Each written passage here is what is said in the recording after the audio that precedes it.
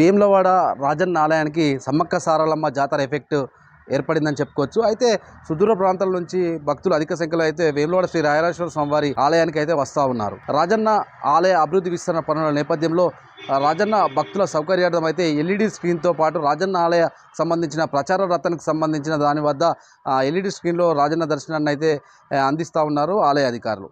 స్వామివారిని LED screen ద్వారా వీక్షించిన భక్తులు తర్వాత రాజన్న స్వామికి ఇష్టమైన కోడెమొక్కులతో పాటు ఇతర పూజా కార్యక్రమాలు, కుంకుమార్చన పూజలు, అభిషేక పూజా కార్యక్రమాలు, శివ కళ్యాణాలు జరిపించేందుకైతే భీమన్న ఆలయానికి అయితే చేరుకుంటున్నారు అధిక సంఖ్యలో.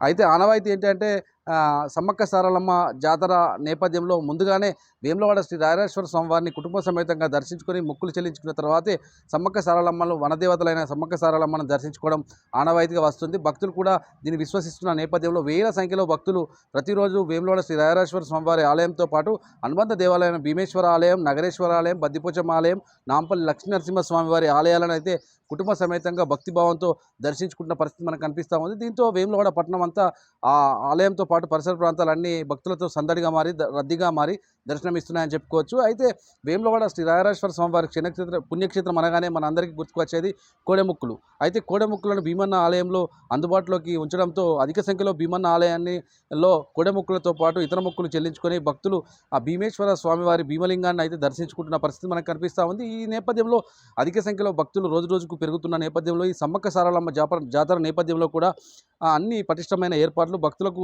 శీఘ్రంగా సామాన్య భక్తులకు దర్శనం అయ్యే విధంగా కూడా ఆలయ ఈవో రమాదేవి అయితే క్షేత్రస్థాయిలో అనునిత్యం పర్యవేక్షిస్తున్న పరిస్థితి మనకు కల్పిస్తుంది. క్యూలైన్ల వద్ద ఏమైనా భక్తులకు ఇబ్బందులు ఉన్నాయో క్షేత్రస్థాయిలో అడిగి తెలుసుకుంటున్నారు.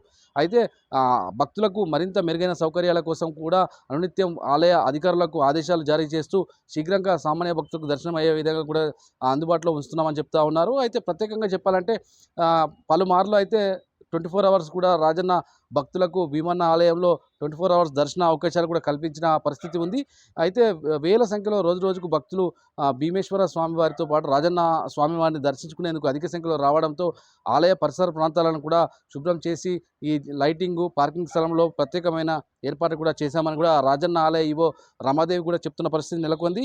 అయితే వేములవాడ శ్రీ రాయరాజేశ్వర స్వామివారి పుణ్యక్షేత్రంకి ప్రతిరోజు అధిక సంఖ్యలో భక్తులు వస్తున్న నేపథ్యంలో వారికి సూచిక బోర్డులతో పాటు సమాచారంతో కూడిన నూతన బోర్డును కూడా ఏర్పాటు చేశారు ఆలయ ఈవో రమాదేవి.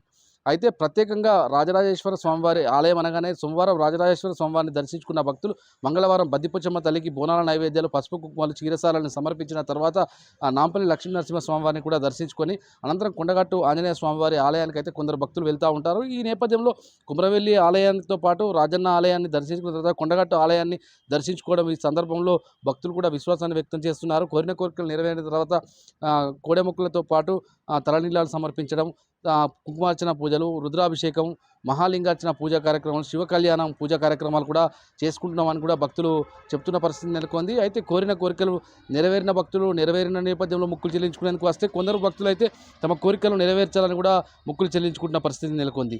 ఈ సందర్భంగా స్వామివారు పేదల పెన్నిదిగా కోరిన కోరికలు నెరవేర్చే కొంగు బంగారంగా వేములవాడ శ్రీ రాయరాజేశ్వర స్వామివారి పుణ్యక్షేత్రం ఆధారుతుందని చెప్పుకోవచ్చు. Over to studio.